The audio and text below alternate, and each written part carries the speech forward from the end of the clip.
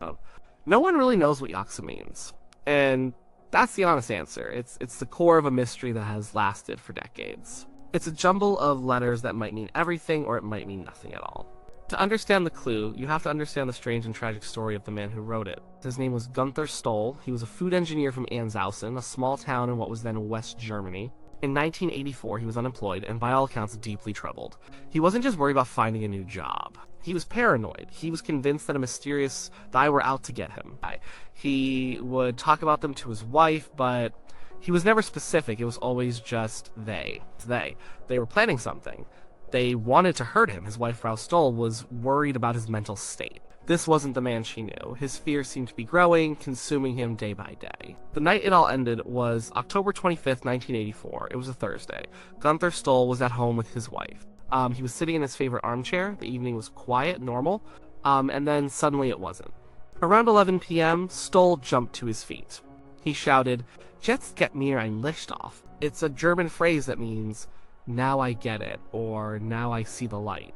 It was a moment of sudden, startling revelation. His wife was confused. A light on what? What did he finally understand? Before she could get a clear answer, he grabbed a piece of paper and a pen. He scribbled something down. Just 6 letters. YOGTZE. He didn't explain it. He just wrote it down, then immediately crossed it out. He seemed agitated, energized by whatever idea had just struck him. He told his wife he had to go. He got into his Volkswagen Golf and drove off into the night. His journey from that moment on is a strange and fragmented puzzle. We only have small pieces of it. His first known stop was in his childhood hometown of Wilnsdorf, about 10 minutes away from Anshausen. He went to a pub called Papillon. He didn't go there to meet anyone. He walked in, ordered a beer, and then, before he could even take a sip, he collapsed. He fell to the floor, injuring his face. People in the pub rushed to help him. They asked if he was okay, if they should call an ambulance, but Stoll insisted he was fine. He got up, said he hadn't been drinking, and left the pub as quickly as he had arrived. And then there's a gap, a 2-hour void in the story. No one knows where Günther Stoll went or what he did between leaving the pub around 11 p.m. and his final appearance around 1 a.m. This 2-hour window is likely when the most important events of the night took place. It's when his strange journey turned into a fatal one. The next sighting of Günther Stoll was around 1 a.m. on the Autobahn A45 near the Hagen Süd exit. A woman who lived nearby was awake and happened to be looking out her window. She later told police she saw a man who looked distressed walking near the highway. It was cold, and he seemed to be in trouble. She also mentioned something else. She said she thought she saw another person, possibly injured, lying in a car nearby. Her testimony was a bit confused, but it suggested Stoll was not alone. The final piece of the puzzle came around 3 a.m. 2 truck drivers were on the A45. They saw a Volkswagen Golf that had crashed into a ditch on the side of the road. They pulled over to help. Inside the car, they found Günther Stoll. He was alive, but barely. And he was completely naked. He was conscious enough to speak. He told the truck drivers that there had been 4 other men with him in the car. He said they weren't his friends. He said they had been with him and now they were gone. They had run off. Soon after saying this, he lost consciousness. He died in the ambulance on the way to the hospital. The police arrived and began their investigation, and right away, things didn't add up. The crash was strange. It was a single vehicle accident, but the damage wasn't severe enough to explain Stoll's catastrophic injuries. The autopsy revealed the truth. Günther Stoll had not died from the car crash. His injuries were consistent with being run over by a car. He had been hit or run down somewhere else. Then, his attackers had placed his naked body back into his own driver's seat and staged the accident, pushing the car into the ditch to make it look like a simple crash. The fact that he was naked was another bizarre detail. Why would his killers remove his clothes? Was it to destroy evidence? A form of humiliation? No one knew. The police were faced with a murder case full of contradictions and strange clues. They had Stoll's final words about the 4 men. They had the testimony from the pub and the woman who saw him near the highway. And they had the note his wife had found, the piece of paper with the 6 letters he had scribbled down just before he left. YOGTZE. This is where the real mystery begins. The police had no idea what it meant. They presented the case to the public, hoping for a breakthrough. It was featured on a popular German television show called Aktenzeichen XY Ungelost, which is a bit like America's Most Wanted. The show presented all the facts of the case and asked the public for help in deciphering the strange note. The response was huge. Thousands of people called in with theories, but none of them led anywhere. The clue remained a complete unknown. So, what could YOGTZE mean? Over the years, people have come up with countless theories, ranging from the plausible to the truly bizarre. We can break them down into a few main categories. One of the most popular theories is that YOGTZE is a license plate number. At that time in Germany, cars from what was then Yugoslavia often had license plates that began with Yo. It's possible that Stoll, in his paranoid state, saw a car related to the A who were after him. Perhaps he jotted down the plate as best he could. YOGTZE. It seems plausible. It would explain why he wrote it down in a moment of sudden understanding. Maybe he saw the car, recognized it, and everything clicked into place. The problem with this theory is that no car with that plate number was ever connected to the case. And why would he cross it out? If it was a vital clue, why strike through it? Another strong possibility is that it's a radio call sign, specifically a ham radio or CB radio call sign. The prefix Yo is assigned to Romania for amateur radio operators. YOGTZE could be a valid call sign. This theory suggests that Stoll might have been listening to a radio and overheard something he wasn't supposed to.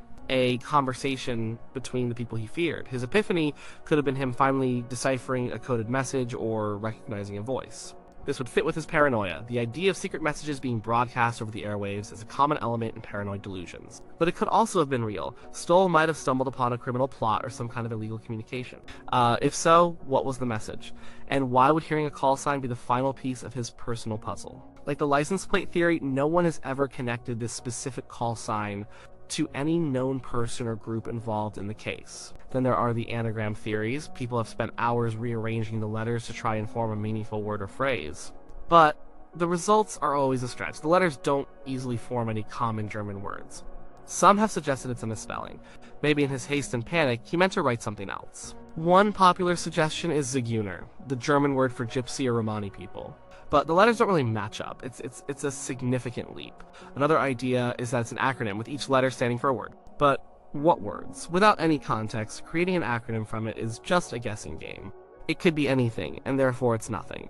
Some have looked for a more personal meaning. Maybe it was a nickname, a private joke, a code word between him and someone else. Maybe YOGTZE is a surname, and the Yo was a prefix for something.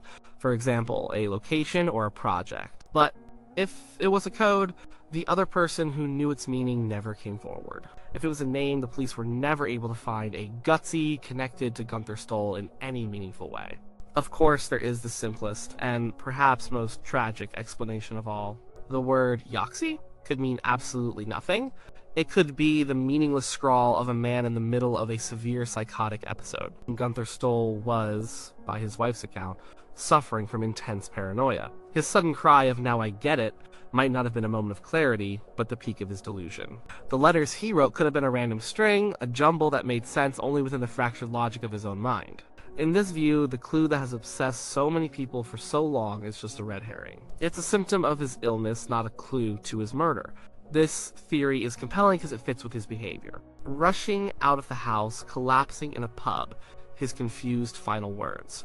These could all be the actions of a person who has lost touch with reality.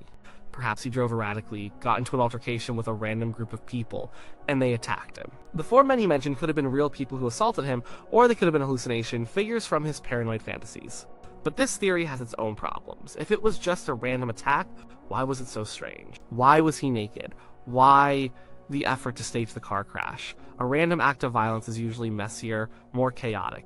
This felt different. It felt like someone was trying to cover something up. The staged crash points to a degree of planning and forethought that a random, spontaneous assault might not have. This leads us back to the idea that Stoll really was onto something, that they were real. Maybe he had uncovered something illegal at his old job in the food industry. Corruption, blackmail, some kind of corporate crime.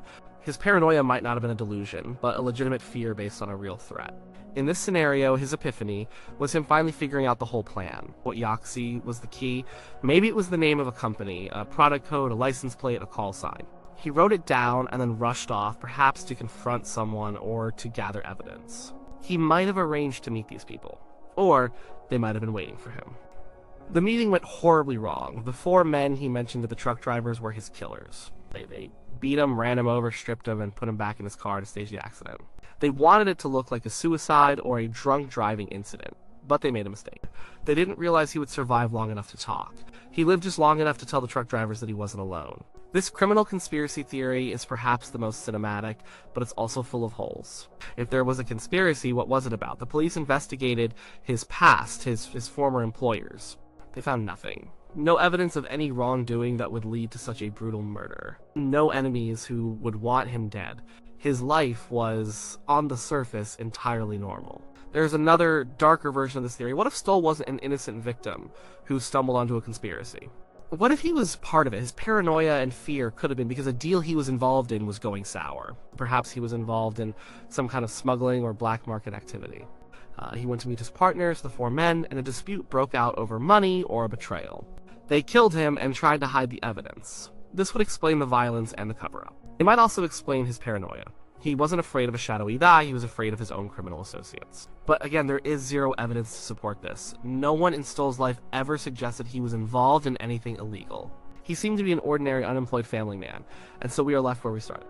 With a string of letters, YOGTZE. It sits at the center of the case, a sphinx-like clue that refuses to give up its secret. It's the perfect mystery because it gives you just enough information to build a theory, but not enough to prove anything. Every detail is a fork in the road. Was Günther Stoll mentally ill?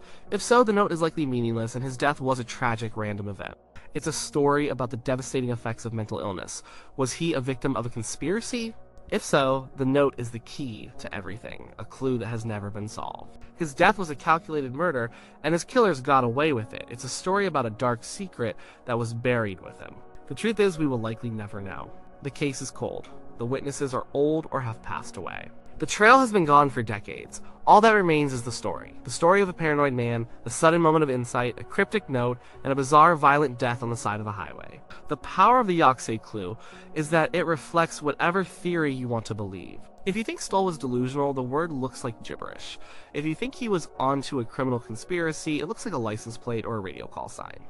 It is a mirror for our own speculation. It's the ultimate what if. What if he had explained the note to his wife? What if he had stayed home that night? What if he had told the people in the pub what was wrong? What if he had lived long enough to tell the police the full story? These questions have no answers. The case of Günther Stoll is not just about a murder, it's about the unknown.